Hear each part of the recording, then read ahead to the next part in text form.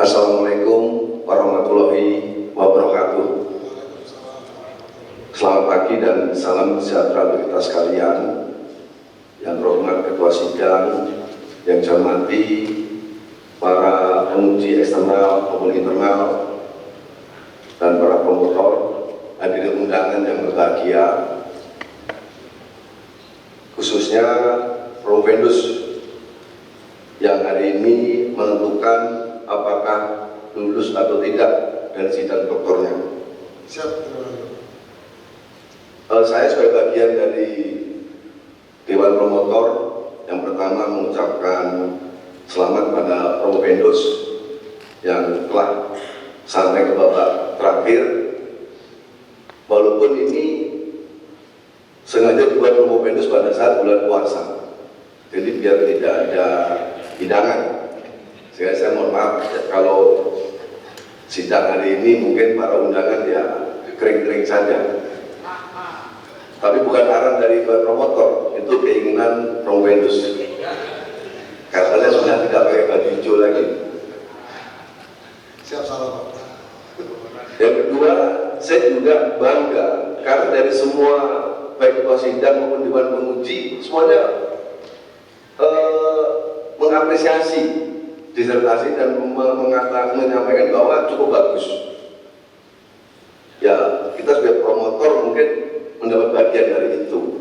Walaupun kalau kita lihat mulai dari ketua rating 91, penguji eksternal 1, seniornya, promotornya 91, penguji eksternalnya temennya, kemudian kaprodinya di bawah tekanan, sehingga saya tidak dimintai pertanyaannya apa, nggak berani ke saya. Lainnya sudah saya lihat juga terbaca semua.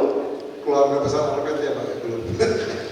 Termasuk yang hadir sudah satu mengerahkan kekuatan semua. Dan yang menggebrak saya tadi pagi datang kaget bunga papan cukup banyak. Saya coba telepon yang kirim bunga papan. Apakah ikhlas atau kesandaran atau dipaksa? Saya dipaksa oleh Provendus sebanyak untuk menekan promotor satu yang tidak bisa dikondisikan. Itu Pak Ketua Sidang sebagai pengantar saya. Saya sebagai pembimbing tidak memberikan pertanyaan karena itu jawabnya juga dibaca. Jadi saya ingin memberikan suatu penajaman di dalam penulisan disertasi Provendus. Jadi tadi kita sepakat dan menyetujui judul dari disertasi yang dibuat oleh Provendus cukup bagus. Namun di balik itu semua ada beberapa yang disampaikan, baik itu alasan secara ilmiah dari hasil penelitian maupun secara penjelasannya. Ada yang saya garis bawahi yang perlu ditajamkan.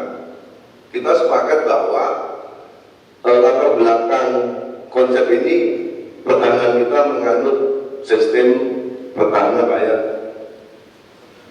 ya semesta sementara yang melibatkan seluruh rakyat dan sebagainya. Kita sepakat. Kemudian ancaman kita sepakat bahwa kita ancaman sekarang ini baik dari luar, dari dalam dan gabungan, termasuk tadi disampaikan ancaman hibrida, sepakat. Kemudian konsep pertahanan tadi menempatkan pulau besar belum maksimal, kita sepakat. Cuma beberapa kasus yang disampaikan oleh Provendus tadi mengatakan bahwa pada saat penanganan COVID, bencana alam dan sebagainya itu belum terkoordinir dengan baik, betul. Tetapi Provendus juga harus memahami bahwa sinergi yang diharapkan di kita ini seperti apa dan apakah itu berdampak positif atau negatif. Sebagai pertimbangan, sistem pemerintahan kita adalah presidensial saat ini, tetapi kekuatan parlemen terlalu kuat dan partai kita cukup banyak, sehingga akan sulit untuk ya katakanlah menerapkan ini terus sebagainya. Pasti dipengaruhi oleh kebijakan politik yang pertama.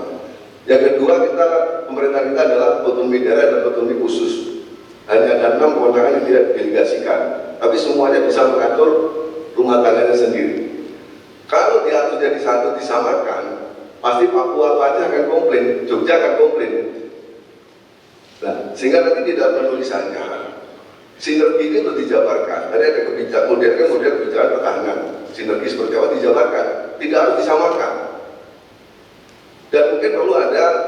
Nah di situ prosentasenya sinergi apa yang dibuat 50-50. Contoh misalnya kita dengan kepolisian, apa aja kalau kita diajak kepolisian melaksanakan nanti patroli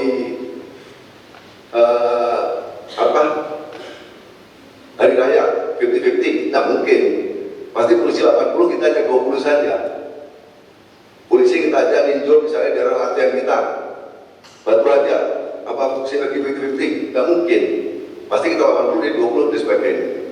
Nanti di situ bisa dipilah-pilahkan seperti apa yang sinergi menempatkan unsur pertahanan misalnya itu yang lebih dominan, dan sinergi apa yang menempatkan unsur pemerintah di daerah atau KR atau institusi lain lebih dominan, sehingga nanti tidak terjadi suatu tumpang tindih. Sekarang saja misalnya ya, kejadian bencana alam di Aceh atau di 3 tempat, Aceh, Sumbar maupun Sumut, diambil alih oleh pusat